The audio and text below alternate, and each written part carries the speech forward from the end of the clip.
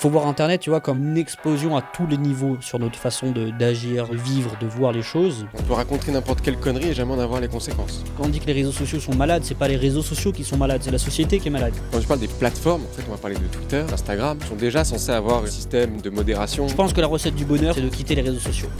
Hello à tous et bienvenue dans Maker. J'espère que vous allez bien déjà. Et puis j'espère que toi aussi tu vas bien. Très bien, merci beaucoup. Et toi, Gabriel? Mais très bien aussi. Ravi de t'avoir aujourd'hui. On va te parler de quoi aujourd'hui De plein de choses, mais d'abord, je vais te laisser te présenter succinctement. Alors, super rapide. Donc, moi, je m'appelle Charles Cohen, j'ai 26 ans et je suis le fondateur de Bodyguard, que j'ai fondé il y a à peu près 4 ans et demi maintenant. C'est quoi Bodyguard ? Bodyguard, actuellement, qu'est-ce que c'est? C'est qu'on développe des solutions technologiques pour protéger les particuliers et les entreprises des contenus haineux, des contenus toxiques, illégaux, cyberharcèlement, etc. directement sur leurs réseaux sociaux, sur Internet. Le tout en temps réel, en plusieurs langues, etc. etc. Je dis ça, tu vois, Bodyguard maintenant, parce que Bodyguard a pas mal évolué, tu vois, on est parti, on va raconter toute l'histoire, mais tu vois, on est parti d'une petite application faite dans sa chambre à une société de 50 personnes qui travaille avec de très très grosses entreprises, etc. Et le parcours est assez sympa. Bah ouais, parce que j'allais te dire, en quelques chiffres, donc tu as fondé ça en 2018, à 22 ans. Yes, légalement en 2018 à 22 ans, ouais, j'ai commencé le développement de la technologie Bodyguard, celle qui est encore utilisée maintenant, en 2021. Ok. Non, en 2017, absolument pas 2021, sinon on aurait eu un problème. En 2017. Les invests qui 21 ans. écoutent ça, surtout n'écoutent Ils se disent, putain, merde. Parce que vous avez levé il y a pas longtemps 9 millions d'euros. C'est ça ? Ouais, maintenant 11 millions si tu rajoutes le prêt BPI. 11, parfait. Je sais plus, tu sais, on est dans un monde où tout le monde ment et les chiffres sont plus très vrais. Donc moi j'ai annoncé l'equity, tu vois, en tant que personne honnête, donc la partie vraiment levée avec les fonds. Et généralement, quand on annonce une levée de fonds, tu sais, on gonfle le truc au maximum en mettant les prêts dans tous les sens.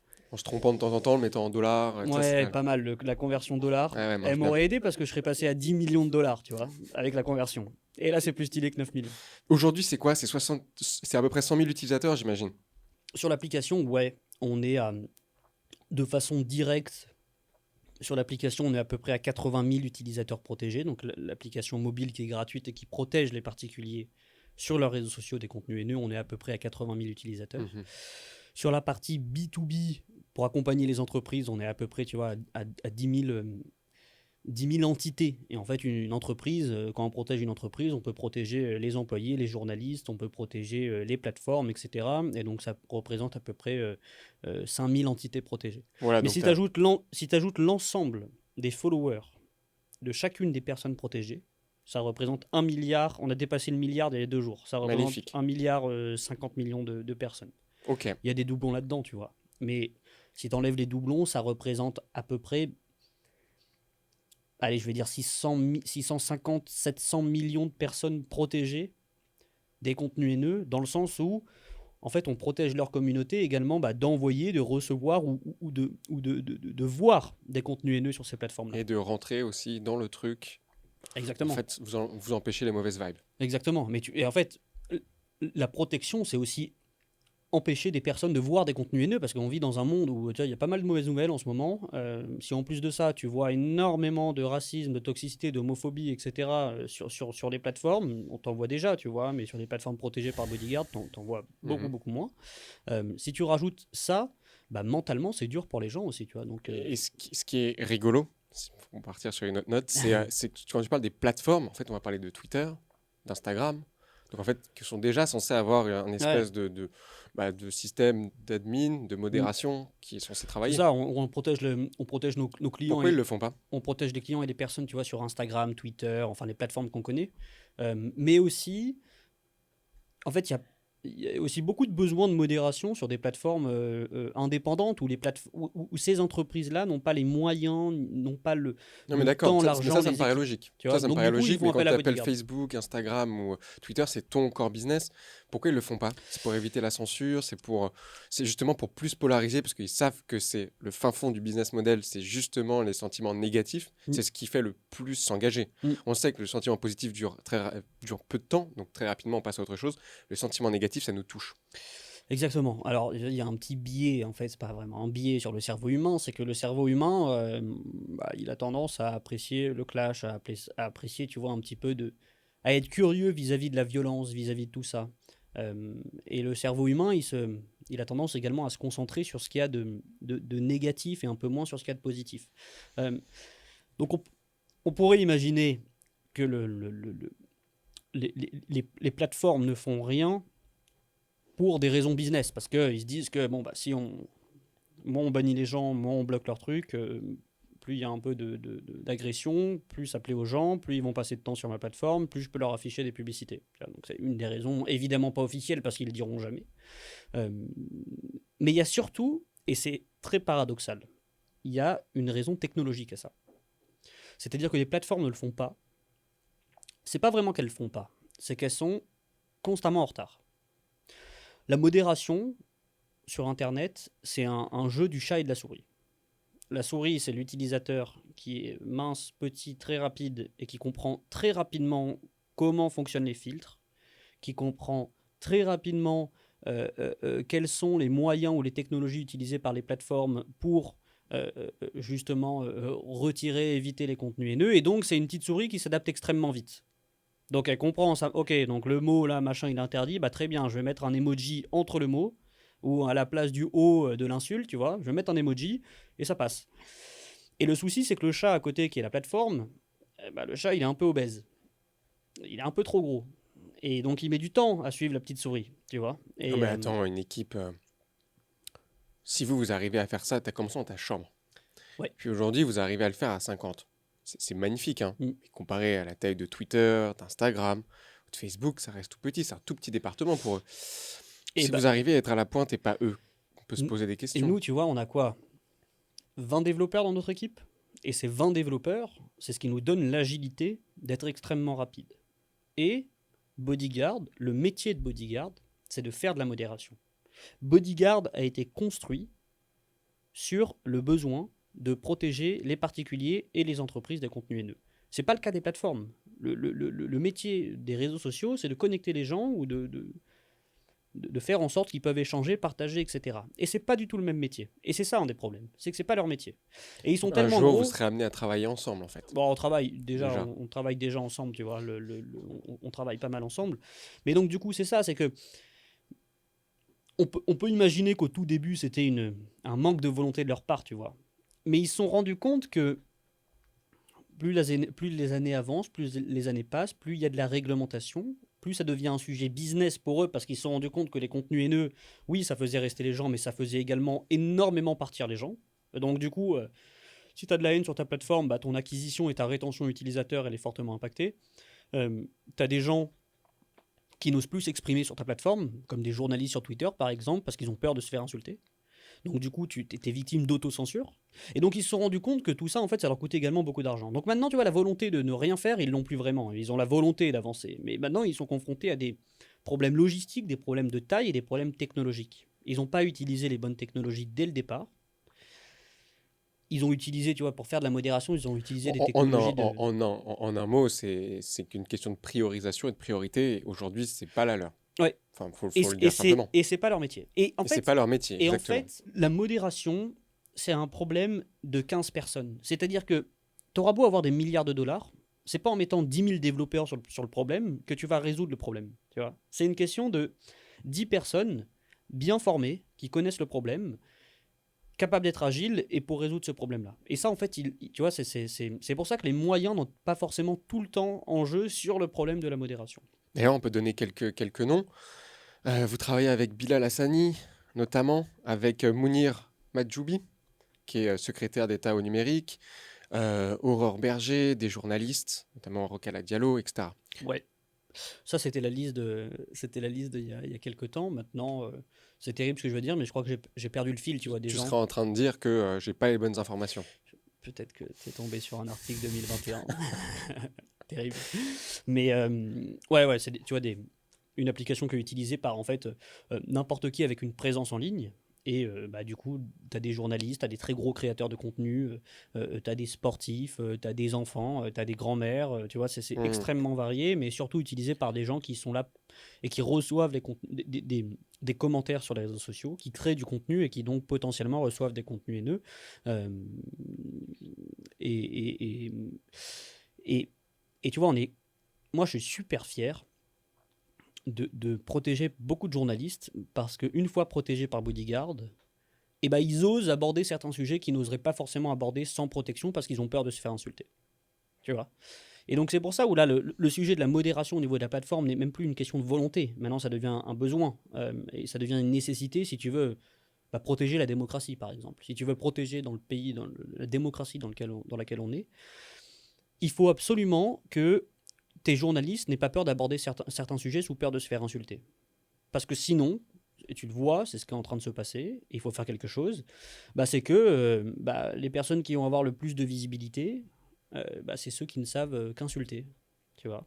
Parce que si tu es un groupe bien formé, Ouais, après, si, ça dure un temps. Ça dure un temps. C'est parce que de jouer ce jeu de statut où t'insultes, à un moment donné, c'est normal que ça ne crée pas de valeur, en fait. C'est un jeu de statut, c'est pas un ça jeu de crée pas de création de valeur, valeur. ça crée pas de valeur, mais c'est ce qui se passe. Donc tu as des journalistes qui retirent des tweets, qui n'osent pas aborder certains sujets, parce que tu as des personnes qui sont beaucoup mieux organisées, qui sont extrêmement violentes et qui ne savent communiquer qu'en insultant. Et donc du coup, il y a une forme d'autocensure qui se crée, et l'ensemble de la visibilité va à ces Et puis, personnes qui t'as ne savent pas. Eh qu'insulter. ben oui, et puis t'as pas envie de te faire.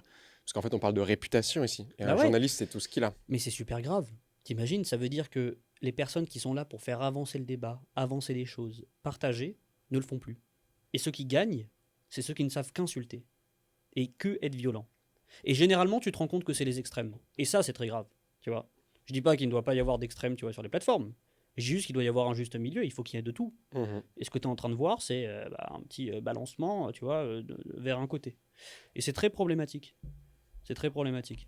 Sans transition, on va passer directement, parce que là, on allait dans le deep direct, Ouais, la alors direct, là, qu'on avait putain, dit mais qu'on commençait par le business, non? Ils vont nous écouter, ils vont se dire, mais ils sont complètement timbrés, Ah, les mais tu deux, me là. lances sur un sujet qui me passionne aussi. Faut pas m'inviter.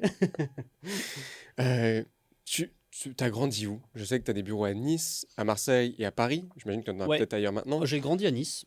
Je suis niçois. Il y a 30 personnes à Nice. Et donc, on a des bureaux à Nice, Marseille et Paris. On a 10 personnes à Paris, 10 personnes à Marseille, 30 personnes à Nice. Et moi, j'habite à Nice. T'as fait quoi comme étude? D'où tu viens? Qu'est-ce qui te fait que tu te prends Je. de passion justement de stopper les violences, on va dire, digitales? Ouais, alors, j'ai pas fait d'études. Moi, j'ai commencé la programmation à 11 ans. J'ai commencé par faire des petits algorithmes dans ma chambre à 11 ans parce que mon père m'avait mis un ordinateur sans internet. Tu es resté en local. Tu t'es dit, il faut Et quand t'es s'amuser en avec ce qu'on local, peut. ouais, t'as pas grand chose à faire, hein. Tu sais, t'as du paint, t'as du solitaire. Euh, et donc, du coup, j'étais un enfant curieux et très vite m'est venue la curiosité d'essayer de comprendre comment fonctionnent les choses et de vouloir reproduire des trucs moi-même. Et donc, c'est de là d'où tout commence, où je commence à faire mes premiers algorithmes. Petit à petit, je fais mon premier site internet, ma première application mobile, mes premiers logiciels, etc. etc. J'arrive à 18 ans à avoir mon bac avec 10 de moyenne, tout pile. Eh, donc toi, à l'école, pas du tout. Ah non, ouais, je fais genre un an de, un an de prépa, je termine dernier, littéralement dernier. Mais t'y allais pas, ça t'intéresse Ah si, pas si, j'y allais, j'étais juste. ou t'étais nul? J'avais. J'étais nul, oui, sauf en maths, informatique et sport et anglais. Voilà, les quatre matières. Et, et, et donc je termine dernier parce que tout ce qui m'importait, c'était la programmation. Et donc au lieu de Donc faire mes voilà, j'ai devoirs, fait exprès d'angler la bah ouais, question. au lieu de faire mes devoirs, tu vois, Voilà. je faisais ce que je fais maintenant, tu vois, je programmais parce que j'aimais développer des choses, qui étaient utiles pour les gens et qui étaient utilisées pour les gens. Et Et ça j'étais bon là-dedans, tu vois. Donc je t'as voulais faire. développé quoi? T'as quoi comme t'as pas des anecdotes là-dessus? Alors, beaucoup de choses qui sont illégales. Mon tout premier logiciel, c'est. J'étais un grand joueur de Counter-Strike. Enfin, grand, pas dans les performances, mais grand dans le nombre d'heures passées. Joueur de Counter-Strike. Et mon premier logiciel, c'était un logiciel où tu rentrais l'adresse IP du serveur et ça le crachait. Voilà. Bon, désolé, j'avais 13 ans. Quand t'as 13 ans, t'es bête. C'était un bel exploit technologique, ce truc quand même, qui était pas mal utilisé. Mais voilà, totalement illégal. Ensuite, je fais le site de danse de ma mère, etc., etc. Et Nouvelle chose illégale, j'ai peut-être 14-15 ans, je crée la première application de l'OGC Nice sur Android. Je suis un grand supporter de l'OGC Nice aussi. Je crée la première application de l'OGC Nice sur Android, mais en 2014, non, c'était même il y a 12 ans, c'était en 2010. En 2010, il n'y avait pas d'application mobile et encore moins sur Android. Donc les clubs n'avaient rien. Ils avaient que des sites internet qui n'étaient pas compatibles mobile. Tu sais, c'était compatible Ouais. PC. Donc c'était l'enfer d'aller voir les news sur le site depuis un téléphone. Donc j'ai eu l'excellente idée de faire une application mobile avec le logo officiel de l'OGC Nice, une application qui s'appelait OGC Nice. Me dis pas qu'elle était payante. Presque. L'application, tu l'as lancée, ce qu'elle faisait, c'est qu'elle scrapait, enfin, elle allait récupérer l'ensemble des données du site officiel et elle les affichait sous format mobile. Franchement, à l'époque, elle était déjà meilleure que ce qui se fait maintenant de façon officielle. Donc, l'application marche très bien, 20 000 utilisateurs, j'ai quasiment l'ensemble de la communauté Android des supporters de l'OGC Nice. Et là, t'as 15 ans, t'es assez bête, hein. Tu te dis, putain, 20 000 utilisateurs, c'est pas mal. Donc j'ai eu l'excellente idée de prendre un petit bandeau publicitaire, de le mettre en bas, et ça commençait, tu vois, à me faire 300, 400 euros par mois, sans rien faire. Je duplique cette application avec 4 autres clubs, et donc je me retrouve à 14-15 ans avec 1200 euros par mois de façon automatique, autonome, machin. Application évidemment illégale. Le club qui me met en demeure, et qui menace de porter plainte, etc. Donc je finis par la retirer. Voilà la Mais ils belle t'ont pas histoire. demandé de rendre l'argent ou... Non, Ok. non. Mais heureusement qu'ils m'ont pas proposé de l'acheter, l'application, parce que je pense que je serais en train de bosser pour l'OGC Nice. Et je serais pas en face de toi. Mais, euh, mais donc voilà l'histoire de l'application. Et suite à ça, je me dis putain, ça marche sur Android, il faut absolument que je le fasse sur iOS. Donc j'apprends à coder sur iOS pour faire une application mobile sur iOS. Et au moment de la sortir, je l'avais faite, au moment de la sortir, Apple me refuse parce que j'ai pas le droit d'utiliser le logo, etc., etc. Et bref, c'était le même moment que la mise en demeure, donc j'arrête tout. Pourquoi t'as pas continué? Tu t'es pas dit, bah attends, j'ai fait 3, 4 clubs, je peux en faire 8, je peux en faire 15. Ceux qui me mettent en demeure, j'arrête. Ceux qui voient pas trop et qui me mettent pas en demeure, je continue. Je pense parce que j'avais peur. J'avais peur que le problème de la mise en... Maintenant que j'ai 26 ans et une boîte, les mises en demeure, ça me fait pas peur, tu vois. Ce que je veux dire, c'est monnaie quoi. C'est tous les matins. Euh, mais quand t'as 15 ans, t'as peur. Et donc du coup, tu te dis, putain, il va arriver la même chose, mes parents ils vont être emmerdés et tout, donc j'ai arrêté de faire ça, tu vois. T'as déjà entendu l'histoire de Owen Simonin, Asher, sur YouTube, qui Lui te aussi, il a fait raconte... des trucs Ah, lui, il a illégaux. fait des belles conneries, Ouais, hein. ouais, ouais. Ah, ouais, Il ouais. a fait des trucs illégaux avec des paris Lui, sportifs ou des trucs ouais, comme ça, ouais. ouais, Mais avec c'est normal. Winamax, mais lui, il était genre big time. C'était là, on parle de plusieurs centaines de milliers d'euros. Ah putain, bravo! Ah ouais, ouais, on était sur de la belle triche. Ah ouais, Ouais, non, pas ouais, mal. ouais, ouais. Alors moi, Il a ça, mis sa communauté dans des stades pour qu'il ait l'info en temps réel. Et en fait, il y avait un laps de temps Ah oui, entre l'information du stade, parce que Winamax faisait la même chose, hein. bah oui, c'est classique. Il s'est juste dit, bah moi j'aurai une techno qui va être encore plus rapide, donc j'avais juste une seconde d'avance Mm. sur Winamax, et donc à chaque fois je Ouais, bidais. non, mais attends, les parieurs dans les stades de tennis, c'est un enfer, encore maintenant, hein. C'est un vrai souci, hein.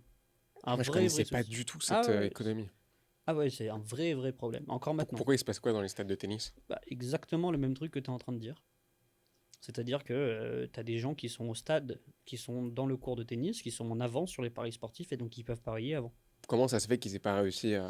Maintenant, je crois qu'ils ont trouvé des solutions pour mettre un Ouais. petit délai, etc. Mais il y avait une vraie chasse aux parieurs dans les cours de tennis. Ah, tu m'étonnes, Ouais. tu m'étonnes. Et Parce que donc voilà. Winamax, eux, il n'y avait pas de chasse, hein. Ils l'ont trouvé, ils lui ont dit, bon, non seulement tu vas tout rendre, Ah oui, ah oui, non, ça va, l'OGC Nice, ils ont été classe sur ce coup-là. Après, franchement, non mais j'avais t'avais... 15 ans, ouais. tu sais, je faisais pas ça pour les niquer, quoi. Non, voilà, tu les as pas... Et attends, et l'application était responsable de 35% des visites sur leur site internet.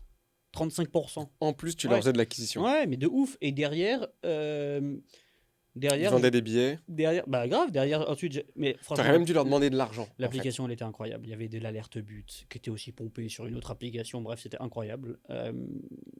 Mais derrière, ils ont surtout mis 8 ans à sortir une application, tu vois. Donc c'est dommage. Et de là, tu te dis, bon, je continue mon petit bonhomme de chemin. Comment t'en arrives à 22 ans? Donc là, tu fais une année de prépa, tu finis pas. Je finis dernier. Je la finis, je termine dernier. Je suis refusé en deuxième année de fac informatique. Je fais 6 mois de fac informatique où je Pourquoi termine. tu y vas? Parce C'est le que. dernier, tu le sais que ça te plaît Mais, pas. mais parce que quand tu as cet âge, tu sais pas quoi faire de ta vie. T'avais pas d'autres projets qui tournaient à côté Non, non. Hmm. Et là, période très compliquée de ma vie. Tu viens de fail totalement ta classe prépa. Tu arrives en fac informatique, tu termines dernier aussi, sauf en informatique. En programmation, tu vois où je termine premier. Ok, mais tout le reste, nul, nul, nul, ça m'intéresse pas. Et là, putain, tu te dis, ok, bon, alors la fac, c'est pas fait pour moi. Et là, tu rentres dans une période sombre de ta vie. Tu te dis, putain, mais qu'est-ce que je vais faire de ma vie? Je suis en train de perdre mon temps parce qu'en fac informatique, forcément, tu termines premier parce qu'ils apprennent les bases. T'as des gens qui arrivent qui n'y connaissent rien, tu vois. Donc c'est normal, t'apprends les bases de la programmation. Mais sauf que ces bases-là, moi, je les avais appris 10 ans plus tôt, tu vois. Donc Hmm. du coup, je suis en train de me dire, putain, je perds mon avance, je perds toute l'avance que j'ai et je ne sais pas quoi faire de ma vie. Jusqu'à ce que je me dise, vas-y, je vais essayer d'être développeur quelque part et ce sera très bien. Et c'est très bien d'ailleurs, tu vois. T'as trouvé un job à ce moment-là? T'es parti en recherche de job ou t'es déjà... Non, je suis pas parti en recherche de job. Ce qui s'est passé, c'est que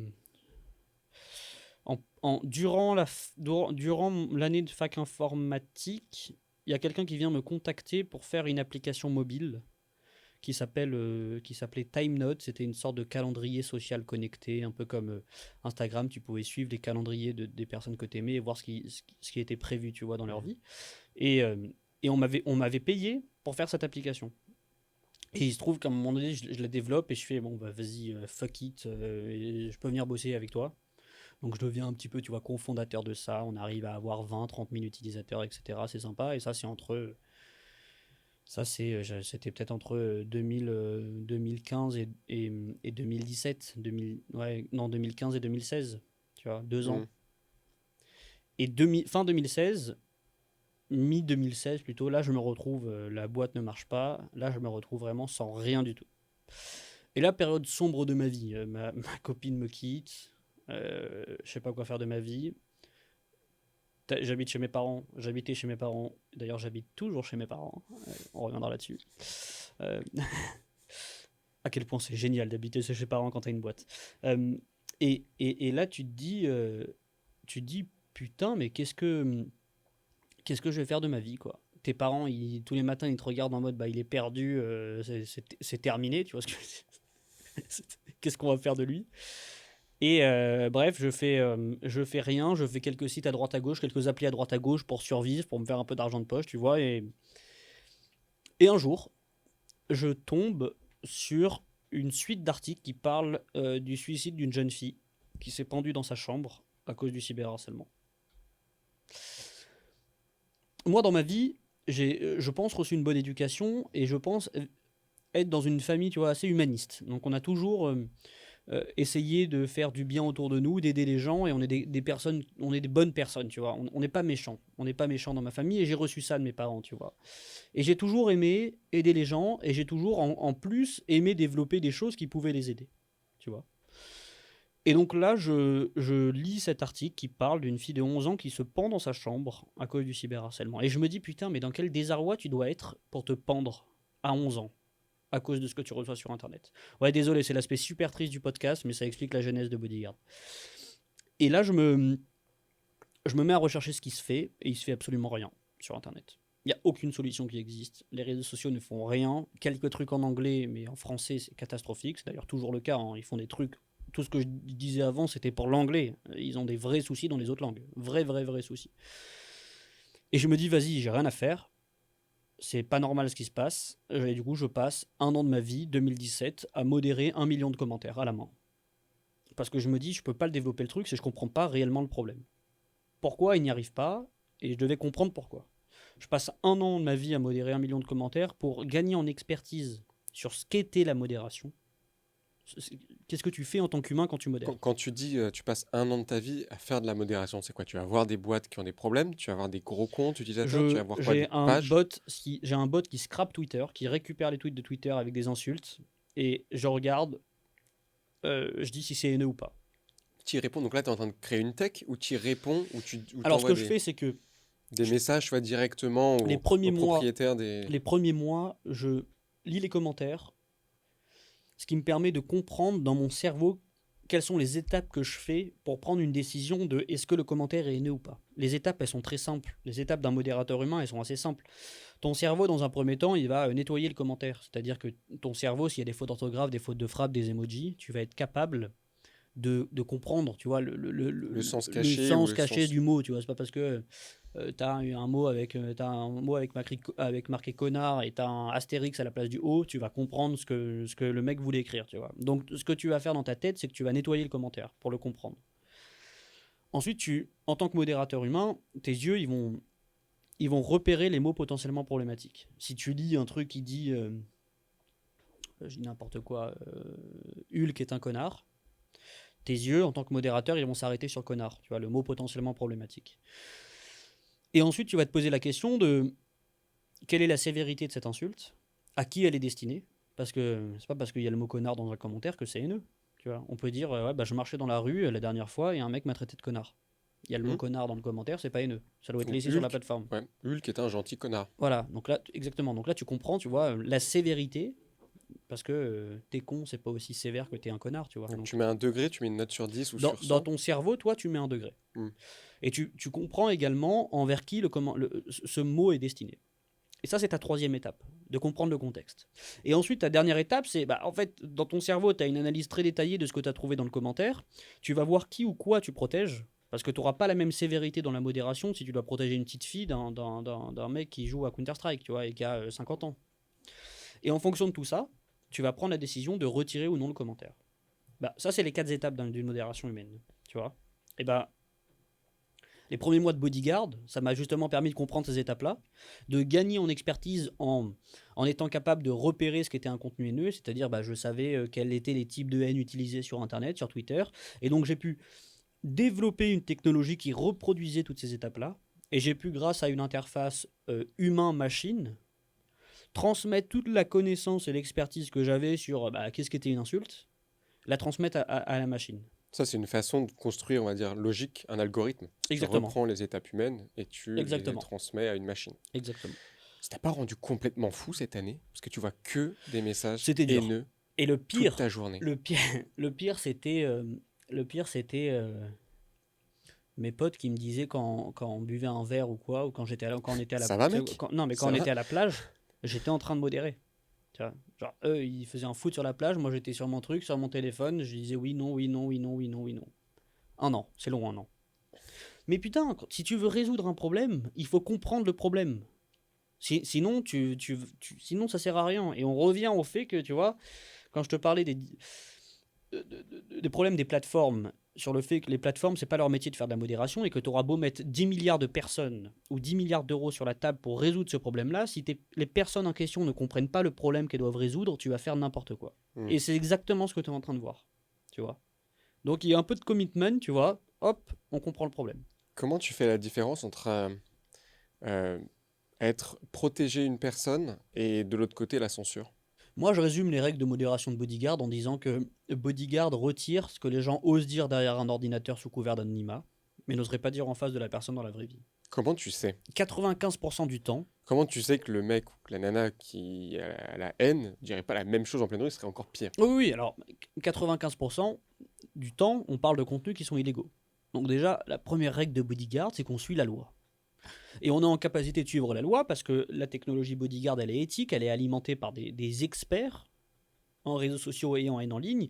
Et donc, on a des règles de modération qui sont transparentes, on est capable d'expliquer une décision, etc. Donc, on est capable de prouver que ce qu'apprend la technologie, ça suit la loi et que les décisions qu'on prend, elles suivent la loi. Ça, c'est la première chose. La deuxième chose, c'est que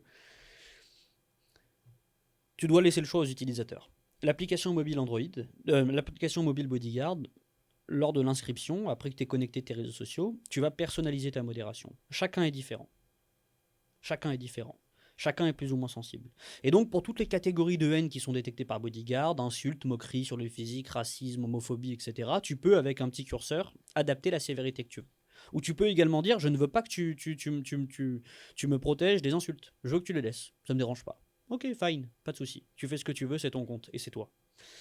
Ensuite, tu quittes l'application, tu utilises tes réseaux sociaux normalement, et nous, en fait, on récupère en temps réel les personnes qui vont t'envoyer un tweet, par exemple. On analyse le tweet, et si c'est haineux selon la technologie, eh ben, on bloque la personne. ce que je veux dire par là, c'est que à partir du moment où tu... Et d'ailleurs, c'est un des sujets, tu vois, il y a Elon Musk derrière Gabriel, mais tu vois, c'est un des sujets... Ah, et bah d'ailleurs, tu vois là, c'est un des sujets d'Elon Musk qui qu'on peut comprendre, c'est qu'il est contre forcer une modération au niveau de la plateforme. C'est-à-dire ne pas laisser le choix aux utilisateurs. Nous, on pense comme ça, on impose cette modération au niveau de toute la plateforme, et si vous êtes d'accord, pas d'accord, on s'en fout. Nous, la vision qu'on a chez Bodyguard, elle est un peu différente. C'est qu'on a une vision de dire chacun doit être libre de personnaliser sa protection, personnaliser sa modération, et chacun fait ce qu'il veut. Et les libertés sont gardées. C'est parce que, du coup, avec Bodyguard, ce qui est beau, c'est que d'un côté, tu as la personne qui va écrire le commentaire, qui a sa liberté de poster le commentaire, tu vois, Mhm. mais la personne qui poste ce commentaire-là, il peut pas forcer son destinataire à le lire. Et c'est la liberté du destinataire de vouloir le voir ou non. Donc chacun a sa liberté respectée. Et c'est ce que j'aime avec Bodyguard. Et c'est la différence entre censure et modération, tu vois. Mhm. Et d'ailleurs, Je vais me faire l'avocat du diable. On peut raconter n'importe quelle connerie et jamais en avoir les conséquences. du moment que ça respecte la loi, si je dis, je sais pas, t'es un débile, ne prends pas personnellement, Gabriel, hein. Je sens qu'on va passer un bon moment dans ce podcast.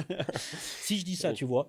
En gros, tu acceptes l'argumentation Mais qui en va fait, pas dans le si, ça si, reste, comment dire, bah oui, déjà dans la loi, dans les règles, ouais, en fait, et dans un minimum de respect déjà aussi. qu'il y a un truc qui est simple, c'est que tout ce qui est critique constructive, négative, c'est laissé, hein, on traite absolument pas Voilà. ça.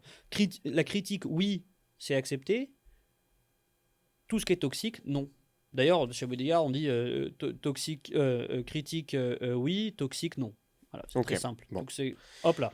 Mais après, tu as des contenus style, bah, t'es un débile, tu vois, qui sont pas forcément illégaux. Mais après, ça dépend de la personne, tu vois, et ça dépend de son état psychologique. Si elle reçoit ça 500 fois par jour, bah, ça peut avoir un impact moral aussi violent qu'une menace de mort. Donc c'est pour ça que ça dépend du contexte, ça dépend de la personne, et il faut vraiment leur laisser le choix. Sinon, tu vas avoir des phénomènes problématiques, tu vois. Si tu es trop strict dans ta modération, tu vas simplement déplacer le problème. C'est-à-dire que ton groupuscule de personnes haineuses, bah, en fait, elles vont faire la même chose, mais elles vont simplement décaler le problème, mais aller faire ça sur une autre plateforme qui n'est pas modérée, pas contrôlable, pas contrôlée, et du coup, tu fais que déplacer le problème et l'amplifier. Donc ça peut être aussi très grave, tu vois. Donc tu fais ça pendant un an, Ouais. un an entier. D'ailleurs, tu sais quoi, ça me fait penser à un truc. Je trouve qu'on, je trouve qu'on est en train de tuer le terme modération. Et quand il pense, le mot modération, c'est un très beau mot.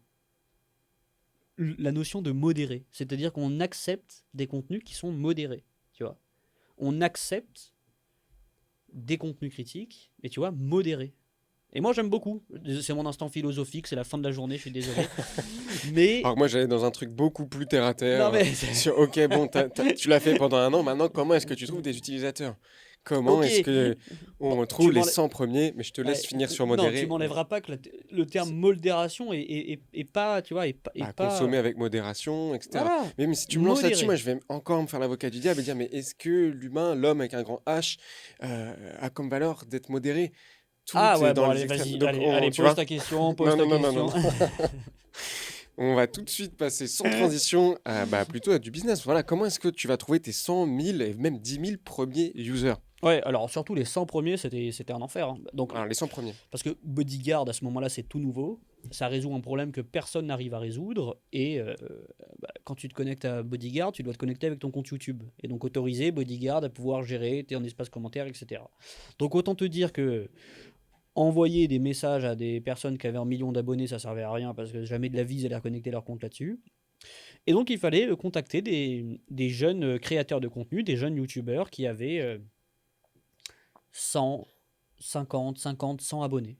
Et il fallait passer du temps par mail à les convaincre d'installer Bodyguard, Alors qu'en d'utiliser plus, la Bodyguard. valeur de Bodyguard est bien plus grande quand tu es vraiment exposé. Ah, Souvent, bien quand plus tu es grande, petit, t'es bien pas. plus grande. Surtout, nous, on est petits, on n'a pas Mais trop de gens grave. méchants ou de contenu haineux, etc. Mais donc du coup, je passe, bah du coup, ouais, bah, c'est quoi, début 2007, je commence le développement, la modération humaine. Mi-2017, j'ai une technologie qui est potable, qui détecte 75% des contenus haineux, qui fait, allez, 10% d'erreurs, tu vois, c'était pas énorme. Et donc je passe la deuxième partie de l'année à... Je la mets rapidement dans l'application mobile Bodyguard, iOS, Android, etc. Et je passe l'autre partie de l'année, en fait, à contacter... et j'ai mets peut-être 6 mois, allez, ouais, 6 mois, à obtenir peut-être 200 utilisateurs. qui ont 50, Qui 100 abonnés, l'utilisent tous les jours qui ou... l'utilisent tous les jours. Et pendant ces 6 mois, pendant que En fait, tu as pu capter qu'il y avait tu sais, ce qu'on appelle de la stickiness, un Ouais. product market fit. C'est qu'une fois qu'ils étaient dessus, ils partaient plus. Ah bah ouais, bah tu résous un problème tellement important qui les concerne de façon gratuite avec une qualité de ouf et l'application, à part l'installer et fermer l'application, t'as plus rien à faire. Le truc, la promesse, elle est C'est killer. incroyable. C'est killer. Ouais. Et donc du coup, ces utilisateurs-là, petit à petit, ils sont tellement contents du service. Et donc tu vois, pendant ces 6 mois-là, pendant que je les contacte, bah aussi, je mets toute mon intensité sur le service, sur la qualité de la modération, la qualité de la technologie, la qualité du service proposé. Pas de pub, pas de collecte de données, rien, il n'y en a toujours pas, je m'en fiche, tu vois, je suis à perte et je devais faire des sites internet à côté pour pouvoir payer les serveurs Bodyguard, tu vois, pour gagner de l'argent. Et petit à petit, tu vois, au bout de 5-6 mois, bah t'as les youtubeurs, 200 abonnés, qui commencent à faire des vidéos sur l'application Bodyguard. Et donc, bon, bah cette vidéo, elle est vue par un mec qui avait 500 abonnés, tu vois. Ah bah, il installe Bodyguard.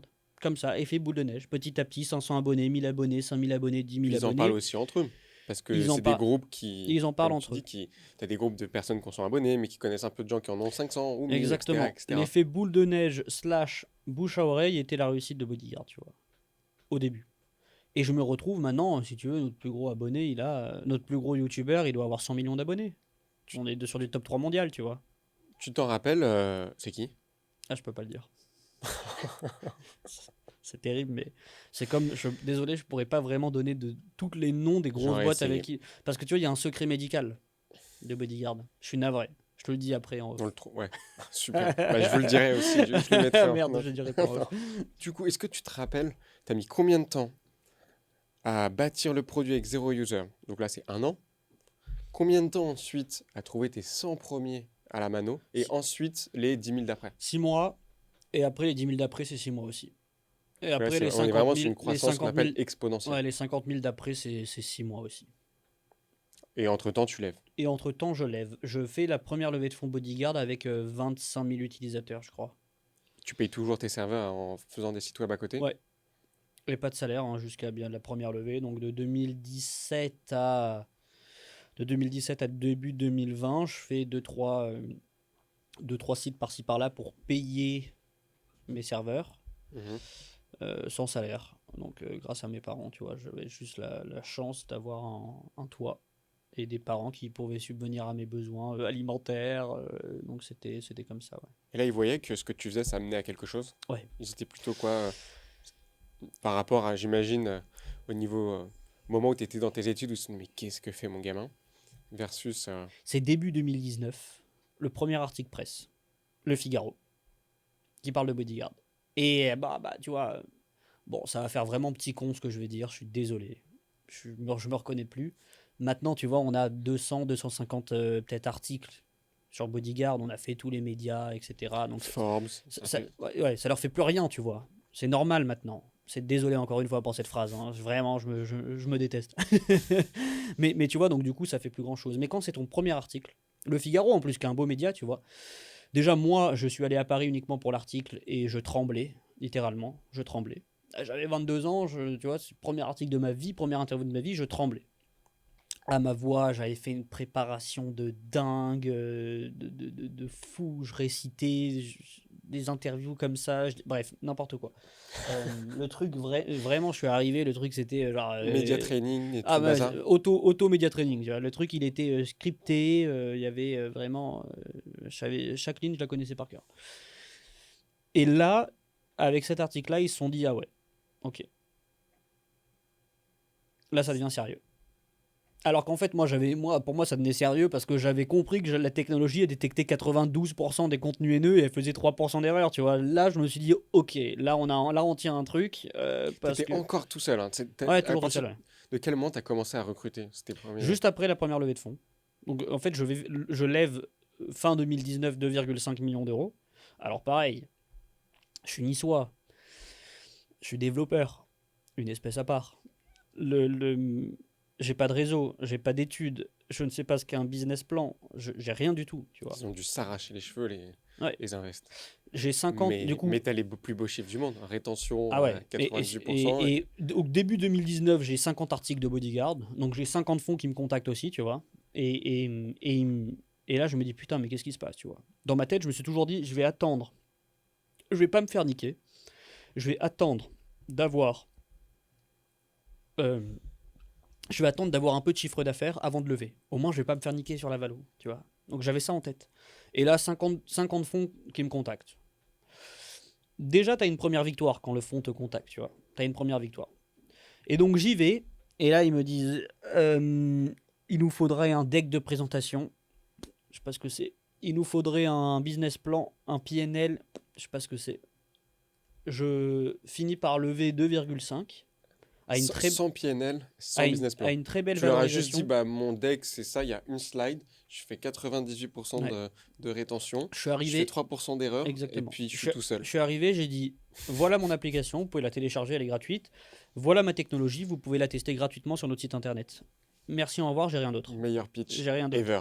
Meilleur pitch ever. Mais en plus, j'y suis allé avec une insouciance et une passion. Tu vois, c'était assez. J'avais la passion d'un côté, l'insouciance de l'autre côté. Ils se disaient, putain, mais on a un ovni. Est-ce qu'ils se foutent de notre gueule, tu vois? Parce qu'ils ont. Désolé, je vais clasher un peu. Je suis navré, tu vois, mais ils sont habitués à avoir des gens qui sortent de là, qui sont un peu dans le moule Bah, bien entrepreneur, sûr, HOC, business. etc. Machin, tu vois. Alors là, je suis arrivé sans rien, avec Ils étaient 30 000 déstabilisés ou utilisateurs.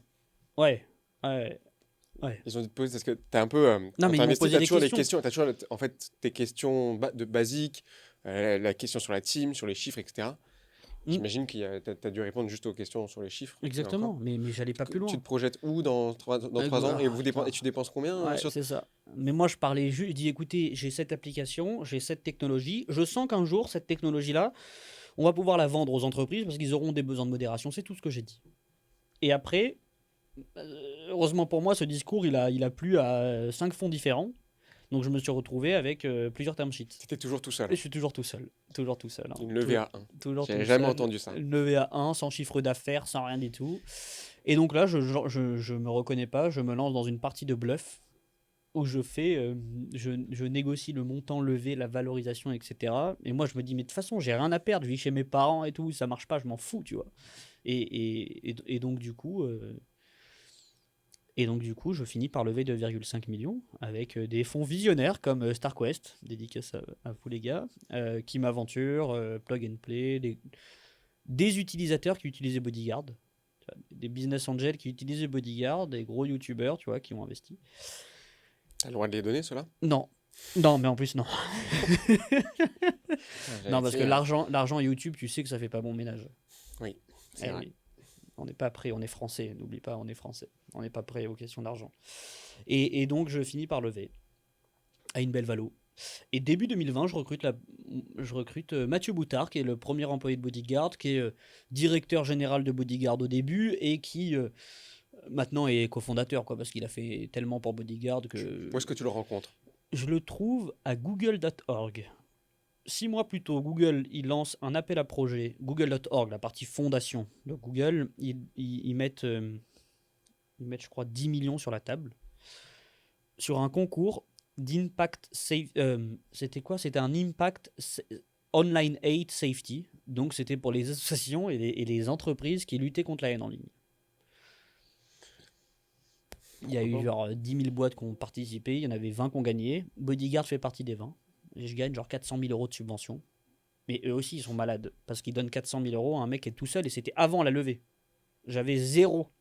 J'étais tout seul, juste avec l'appli. Même process. Voici mon application, voici la technologie, donnez-moi 400 000 euros.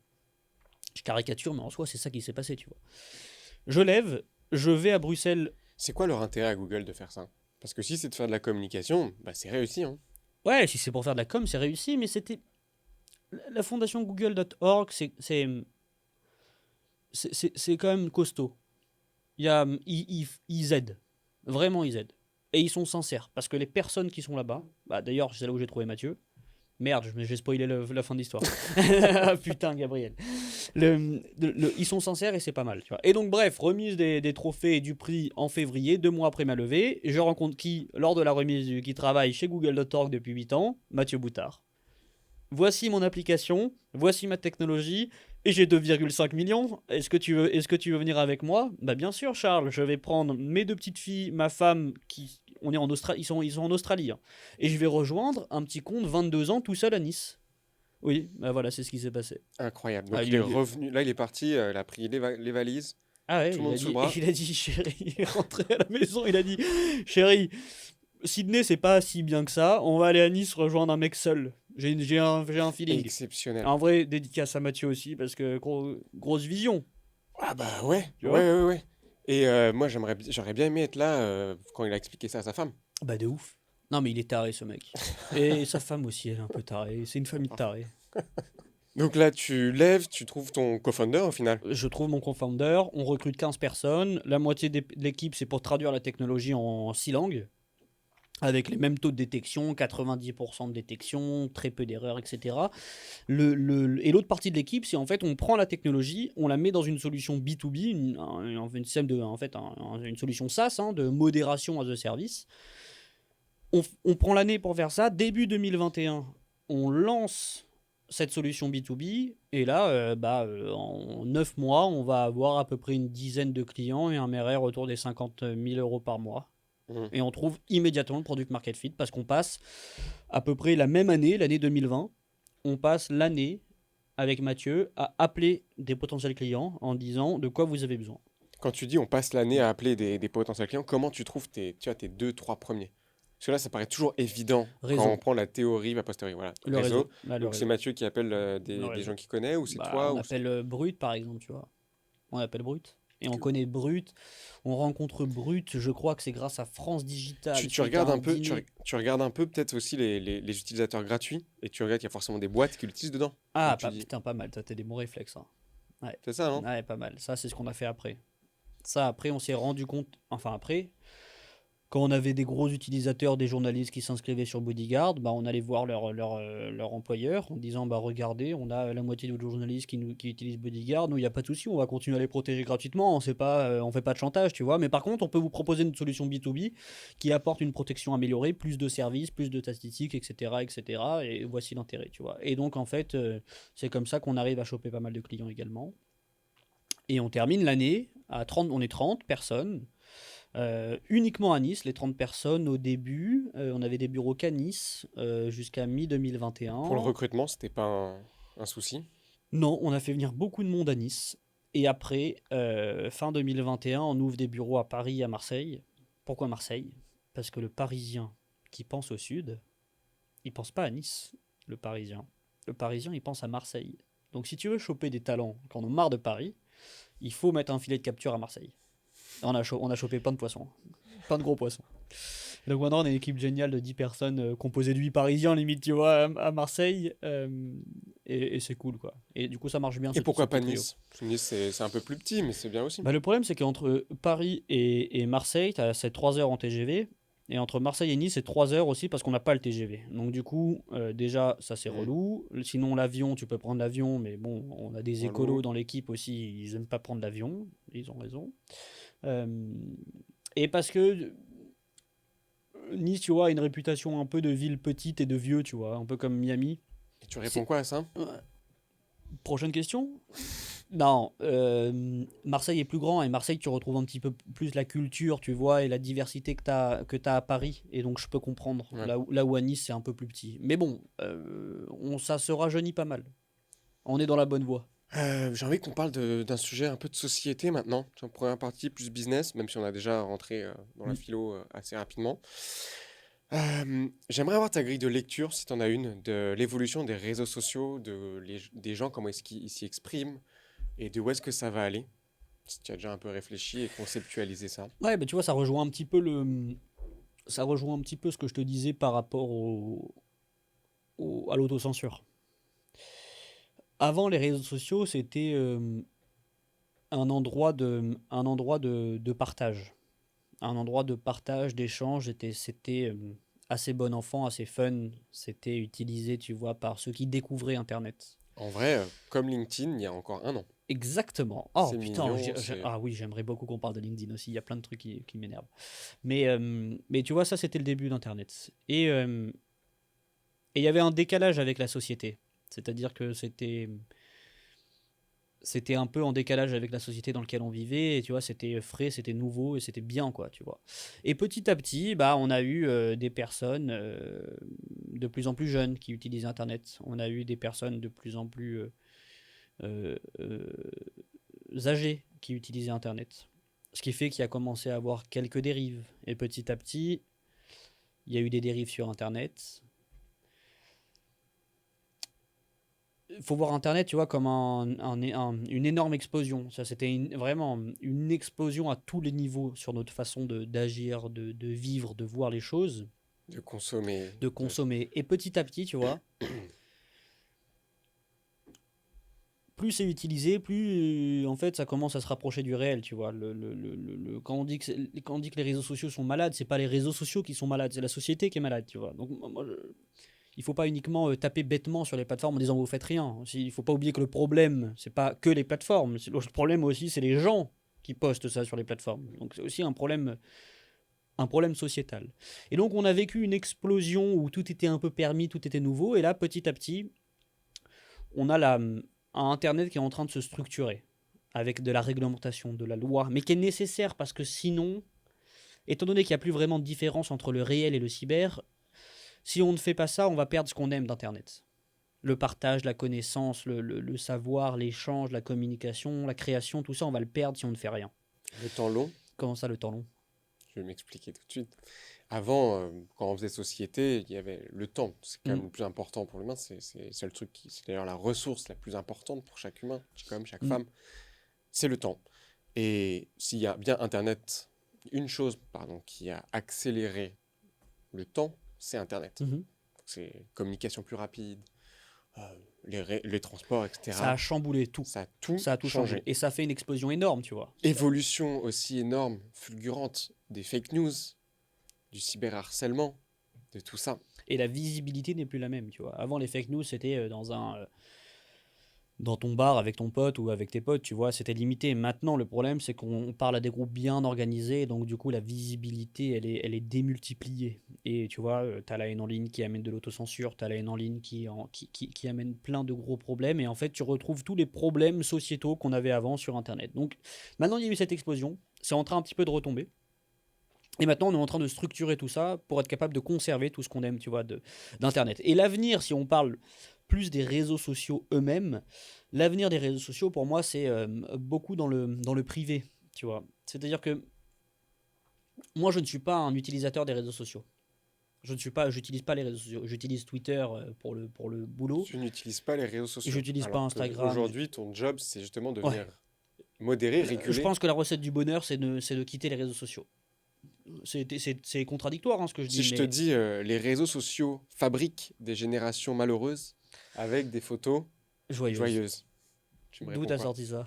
Je fais de la télépathie. À quel moment j'ai... Non mais tu sais que ça, il y a eu une période de cette année où c'était ma phrase préférée, mais c'est vrai. Alors c'était en faisant des recherches, évidemment. Là, tout le monde doit se dire, mais qu'est-ce qu'il raconte? Putain. En fait, ça vient pas de moi, évidemment, ça vient de Charles. Les réseaux sociaux, tu vois, c'est ça. On fait des générations malheureuses avec des photos joyeuses. Et c'est un... Donc le sujet, c'est de modérer les réseaux sociaux ou juste d'arrêter? Le sujet, c'est de détoxifier les réseaux sociaux. La toxicité, c'est pas que des insultes, c'est pas que de la haine en ligne. La toxicité, c'est aussi l'addiction que tu as vis-à-vis des réseaux sociaux, l'incapacité que tu as de prendre du recul en te disant, bah là, t'es jeune, t'as 15 ans, ce que tu vois sur les réseaux sociaux, c'est pas la réalité, c'est pas forcément vrai, tu vois. Et ça, c'est un recul que tu peux avoir quand tu grandis, mais pas quand tu es jeune. Donc du coup, les jeunes se construisent sur des fake news, sur de la violence, sur des choses qui sont fausses, en voyant des choses qu'ils n'auront jamais. Donc ça crée des manques, tu vois, qu'on ne créait pas avant.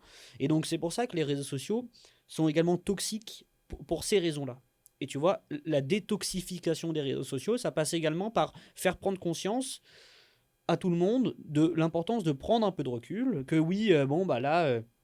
il est samedi soir, t'es jeune, t'es chez toi, tu sors pas, mais oui, là, tu vois une story de personnes que tu connais qui font semblant de s'amuser, tu vois ce que je veux dire? Parce que Bah oui, toi aussi, tu as vu les personnes qui prennent des bah, stories en évidemment. mode je passe la meilleure soirée de ma vie, et qui après Et, ça seigne et qui font rien du tout et qui restent sur leur portable, tu vois. D'où et, l'importance de. et même des gens qui font ça et qui font ça comme métier. Le trois quarts des influenceurs, quand tu Exactement. les vois Et invités en soirée, exactement. ils sont très forts. Mais Mais tu c'est vois. des acteurs avant tout, et c'est Mais normal. voilà. Très forts Mais pour donner une énergie en 10 secondes. Ils le mettent en story. ouais. Ils se remettent comme c'est vraiment. Bah C'est c'est très ça. étonnant. Mais C'est sauf que extrêmement maintenant, étonnant. ça a été multiplié par tout le monde. Donc il faut prendre conscience que il faut prendre conscience l'importance de prendre du recul, prendre conscience que parfois c'est une mise en scène et que c'est du faux. Et ça, tu vois, c'est important.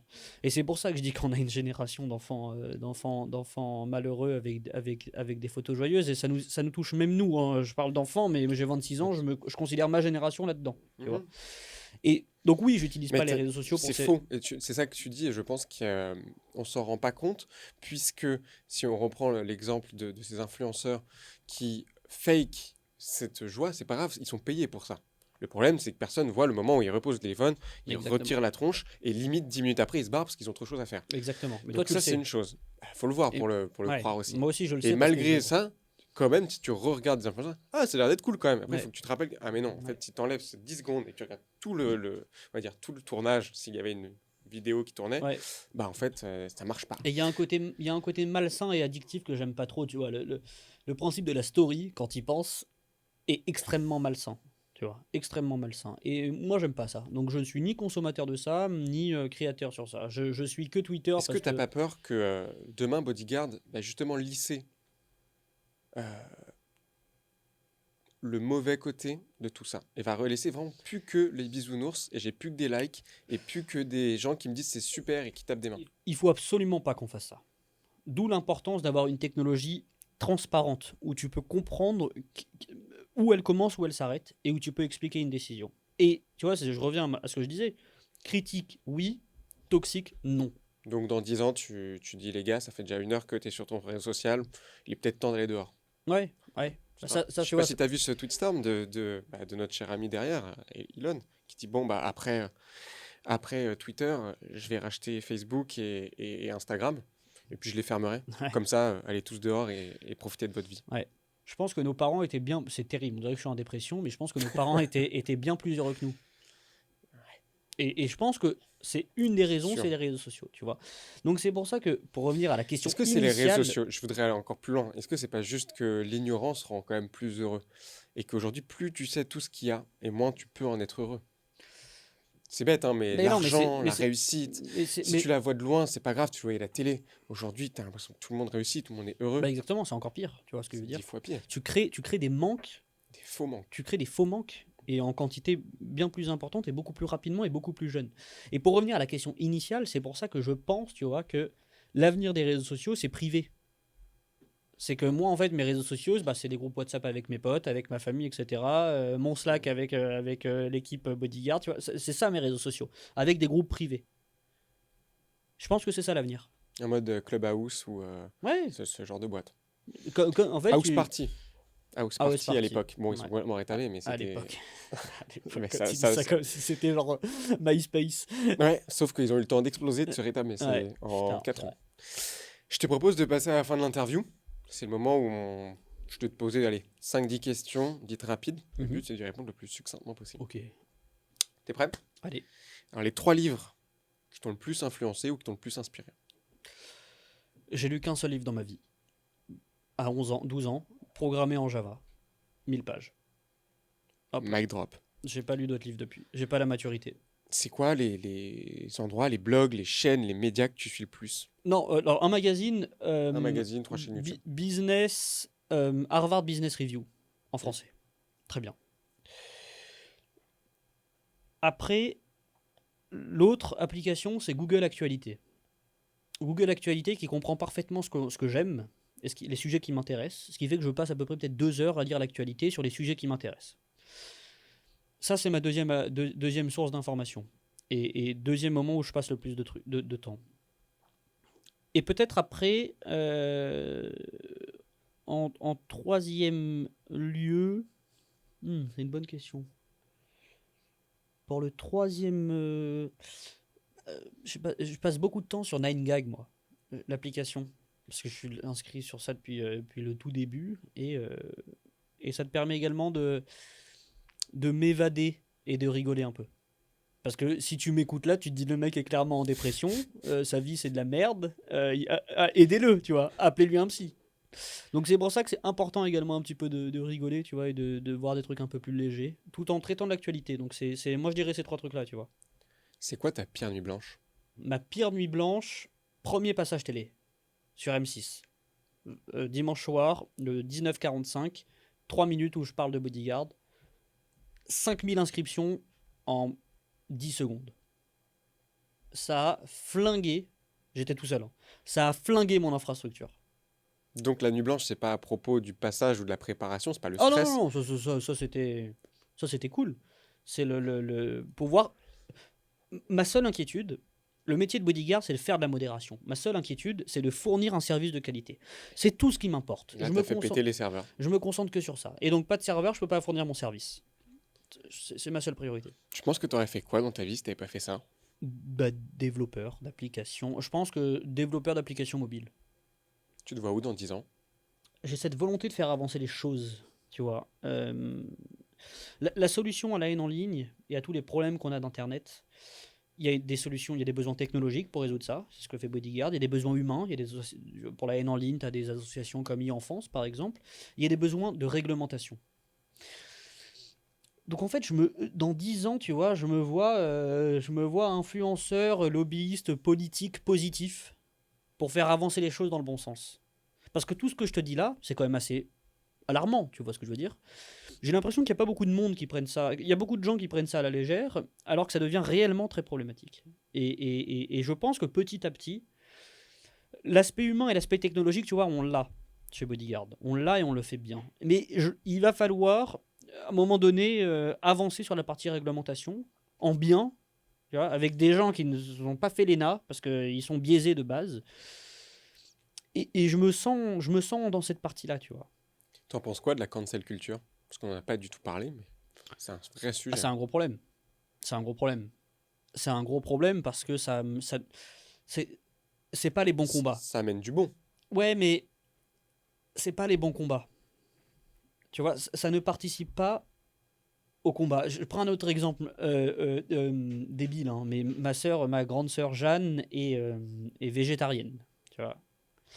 Et c'est une végétarienne un peu extrême de temps en temps, tu vois. Et je lui explique qu'en étant trop extrême et trop radical, bah tu vas juste un petit peu dégoûter des gens à essayer de t'écouter et à te comprendre. Et donc du coup, tu vas faire l'effet inverse et c'est pas le bon combat. Il faut une patience, tu vois, pour faire évoluer les choses et il faut prendre le temps que les choses se fassent. Donc évidemment, tu vois, la question elle est pas piège, mais c'est dur de répondre oui ou non à est-ce que tu es pour ou contre la cancel culture ou qu'est-ce que t'en penses. C'est une question piège. Ça dépend évidemment des combats. Mais dans tous les cas, le faire de façon trop radicale ne joue pas en la faveur de la cause.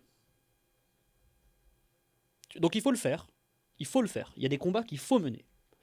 Mais il faut être d'accord avec l'idée de prendre le temps et d'avoir cette patience-là. Et parfois, malheureusement, je vois que certaines personnes n'ont pas la patience et du coup, ça fait parfois l'effet inverse. Et ça Ouais. conforte, tu vois, les gens dans l'idée opposée. Donc prenons le Ouais. temps. Il y a des combats vraiment qu'il faut mener. Mais il faut le faire de façon douce, genre étirer, tu vois, le truc. Tu verrais qui à ta place dans le fauteuil là? Tu me recommandes d'inviter qui?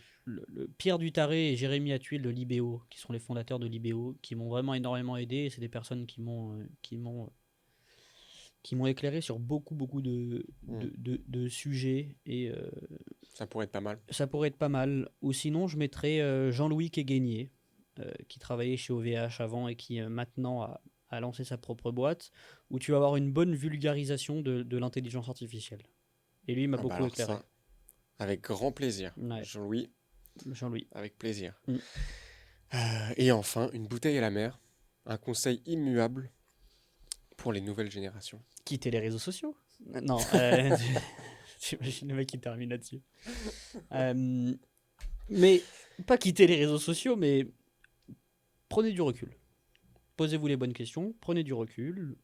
Et c'est pas forcément la norme que d'être sur les réseaux sociaux. Ça, c'est pour la version enfant. La version adulte, ne passez pas trop de temps sur LinkedIn. Parce que tu vois, tu as le même problème sur LinkedIn. Où tu es dans un monde un petit peu faussé, où tu as l'impression que tout va bien, Tout le monde que réussit. tout le monde est gentil, tout le monde gentil. réussit, tout le monde est beau.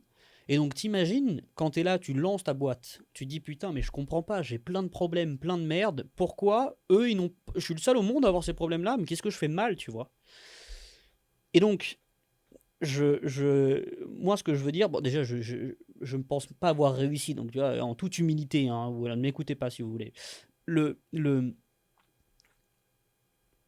j'ai fait énormément, on a fait énormément d'erreurs chez Bodyguard. Moi, j'ai fait énormément d'erreurs. Des merdes, des problèmes, on en a tous les jours. C'est l'enfer, c'est la jungle. On a une équipe exceptionnelle, on a un produit exceptionnel, une techno exceptionnelle, énormément de clients, et tu vois, on est sur la bonne voie. Ça, c'est ce qu'on montre sur LinkedIn. Et c'est la vérité, pour le coup, je mens pas là-dessus. Juste sur LinkedIn, nous, on met pas en avant tous les problèmes qu'on a, tu vois. Mais des problèmes, vous allez en avoir, il y en a plein. C'est normal, ça fait partie du truc. Mais donc, du coup, ayez ça en tête. Aimer ça. Ouais. Si tu veux être entrepreneur, faut pas aimer les paillettes, les posts LinkedIn où tu dis que tu as réussi. Donc, ouais. Faut aimer les problèmes. Faut aimer résoudre des problèmes. Exactement. Et plus ils sont gros, Et, plus tu kiffes. et votre rôle en tant qu'entrepreneur, ça va être de les repérer le plus vite possible et de trouver des solutions. Mais vous en aurez plein. Et vous allez faire des erreurs et vous allez en refaire, etc. Et il n'y a pas de mal à ça. Quand on choisit une voie, faut vraiment choisir le problème et qui va avec. Et tu ne deviens pas artiste pour peindre des beaux tableaux. C'est ça, c'est ce que tu vois à la fin. Tu deviens artiste pour créer la couleur, pour galérer sur le choix de la matière, du matériau, etc., etc. Mais tu vois, et aussi, il y a plein de trucs, de conseils un peu putaclic, bateau qu'on voit sur LinkedIn. Moi, j'en ai un peu marre. Genre, ouais, c'est bien de faire une erreur, faut pas la faire 2 fois. En fait, ça dépend de l'erreur, tu vois ce que je veux dire. J'ai fait des erreurs 8 fois s'il le faut, mais ça va pas couler la boîte, tu vois. Les erreurs graves, oui, il faut pas les refaire, et j'ai même pas besoin de le dire parce que ce sera tellement grave et ça va te faire tellement de nuit blanche que tu le referas pas. Le reste, c'est pas grave, refaites des erreurs, c'est pas un souci. Mais tu vois, c'est ça, mon conseil adulte, c'est ne passez pas trop de temps sur LinkedIn, prenez du recul, dites-vous que vous n'êtes pas tout seul et que il y a beaucoup de trucs qui vont être super bien, qui vont être vrais, mais il y a aussi plein de problèmes, plein d'embûches, c'est tout à fait normal et c'est ce qui va vous faire vous remettre en question et trouver les bonnes résolutions aux problèmes. Merci beaucoup, Charles. Et merci à toi, Gabriel. Je te dis à très vite. Et très bientôt. J'espère que vous aussi, vous avez appris plein de trucs. Moi, c'était vraiment une super rencontre. Hein. Et puis, si vous avez des questions en commentaire, n'hésitez pas à vous abonner et surtout à mettre le petit pouce et puis la cloche aussi, c'est ça qu'on dit.